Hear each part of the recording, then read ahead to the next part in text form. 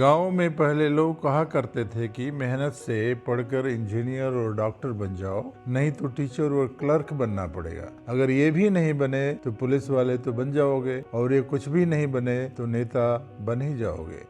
क्या जमाना बदला है कि राज्यसभा और लोकसभा के माननीयों, जिसमें 43% ग्रेजुएट हैं और 19% इंटरमीडिएट हैं, इनकी तनख्वाह भी ज्यादा है, पेंशन भी टर्म्स के हिसाब से मिलती है, भले ही यह टर्म 3 साल का ही क्यों न हो, और लाइफ लॉन्ग फैसिलिटीज मिलती है। लेकिन इसरो के साइंटिस्ट जो स्पेस में क्रांति लाए हैं, उनको यह सुविधा नहीं मिलती है। डॉक्टर्स, इंजीनियर्स और एडमिनिस्ट्रेटिव सर्विस के लोगों की बात ही छोड़ दीजिए। यह ख्याल इसलिए आया कि माननीय उपराष्ट्रपति जी, जो हाल में ही रिजाइन किए हैं, राजस्थान गवर्नमेंट को लिखा कि उनकी एमएलए की पेंशन शुरू की जाए, और टाइप ए बंगला जिसकी मार्केट वैल्यू 400 करोड़ से ऊपर है, वह भी इनको एलोकेट कर दिया जाए। आश्चर्य है कि डेवलप्ड कंट्रीज जैसे America, Britain, German, France, Japan और विकासशील देश जैसे इंडोनेशिया और ब्राजील में भी प्रेसिडेंट, वाइस प्रेसिडेंट और प्राइम मिनिस्टर को भी यह सुविधा नहीं मिलती है, तो भारतवर्ष में जनता के टैक्स के